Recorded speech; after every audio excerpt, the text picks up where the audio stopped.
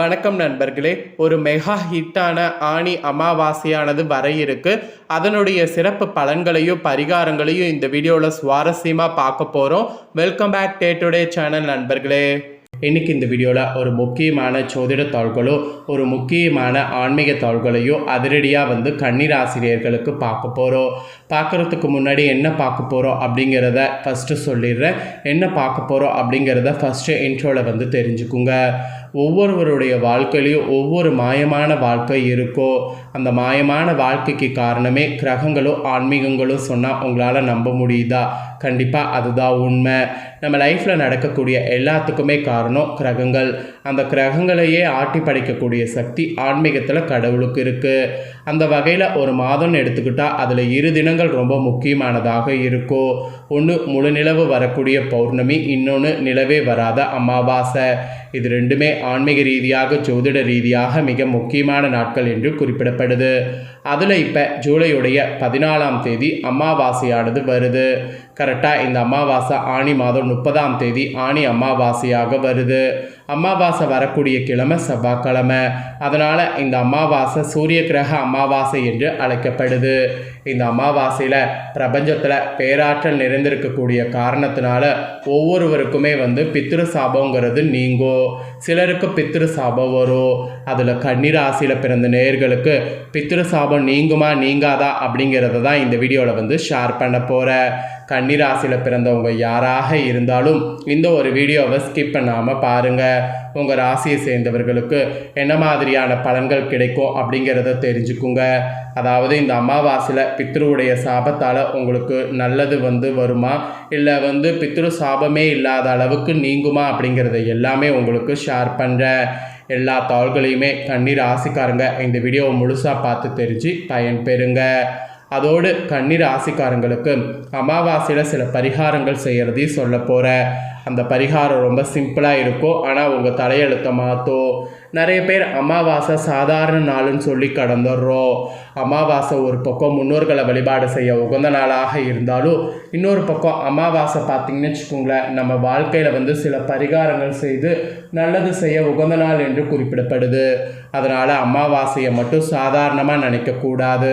அமாவாசையில் சில பரிகாரங்கள் செய்தால் நம்ம வாழ்க்கை விதி மாறும். அதனால் அது என்ன பரிகாரம் செய்யணும், அதை செய்கிறதுனால வாழ்க்கை விதி எப்படி மாறும் அப்படிங்கிறதையும் உங்கள் ராசிக்கு சொல்லித்தர. அதையும் இந்த வீடியோவில் கடைசியாக தெரிஞ்சுக்குங்க. முதல்ல உங்களுக்கான பலன்கள் கிரக ரீதியாக அமாவாசையில் என்ன கிடைக்கும் அப்படிங்கிறத ஷேர் பண்ணுறேன். ஏன்னா இந்த அமாவாசையில் குறிப்பிட்ட சில கிரகங்கள் மாறுது.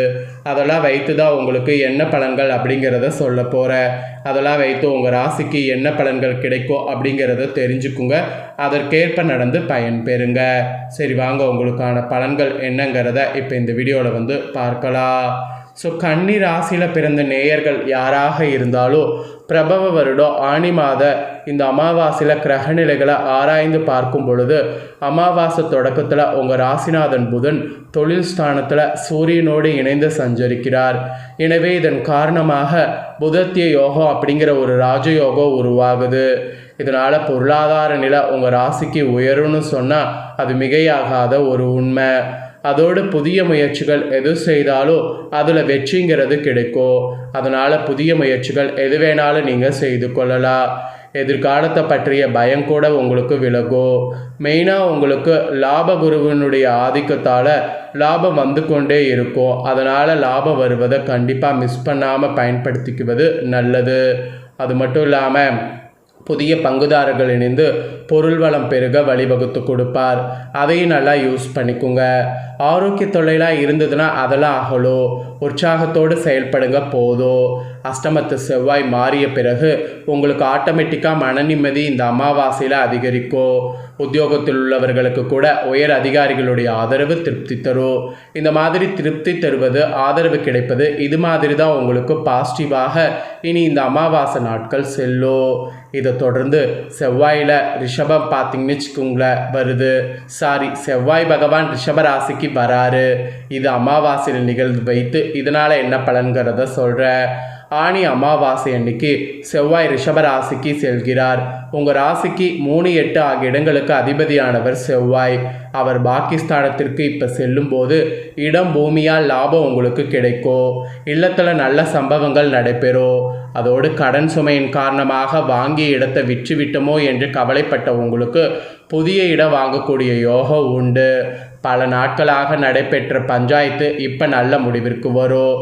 செவ்வாய் ரிஷபத்தில் சஞ்சரிக்கும் போது இதுவரை நடைபெறாத காரியங்கள் படிப்படியாக நடைபெறும். அதுக்கான துணிவோ தன்னம்பிக்கையோ கூடும். நேர்மறையான சிந்தனைகளை வளர்த்து கொண்டால் உங்களுடைய எண்ணங்கள் அனைத்தும் நிறைவேறும். ஸோ இந்த கிரக மாற்றத்தினால இதுதான் பலன், இதற்கேற்ப நடந்துக்கணும் என்பது உங்கள் ராசிக்கு குறிப்பிடப்படுது. இதை தொடர்ந்து சுக்கிரன் சிம்மத்துக்கு வராரு. இந்த கிரக பயிற்சியால் என்ன பலன்கிறத சொல்கிறேன், நோட் பண்ணிக்கோங்க. கடக ராசியில் சஞ்சரிக்கக்கூடிய சுக்கிரன் ஆனி அமாவாசையில் சிம்ம ராசிக்கு வருகிறார். உங்கள் ராசிக்கு 2, 9 ஆகிய இடங்களுக்கு அதிபதியானவர் சுக்கிரன். அவர் விரயஸ்தானத்துக்கு வர்றதுனால விரயங்கள் கூடும். குடும்ப முன்னேற்றம் கருதி அத்தியாவசிய பொருட்களையோ ஆடம்பர பொருட்களையோ வாங்குவதில் மகிழ்ச்சி காண்பீங்க. அதோடு பெற்றோரின் உடல்நலத்தில் கவனம் தேவை. வாகன யோகமானது உங்களுக்கு உண்டாகும். பயணங்கள் பலன் தருவதாக அமையும். ஸோ தாராளமாக பயணங்கள் மேற்கொள்ளுங்க. ஸோ சிம்மத்தில் சுக்கிரன் வரக்கூடிய இந்த ஒரு கிரகத்தினால இந்த மாதிரியான பலன் கிடைக்கும். இதற்கேற்ப நடந்துக்குங்க. ஃபைனலாக சனி வக்ரங்கிறது இந்த அமாவாசையில் இருக்குது.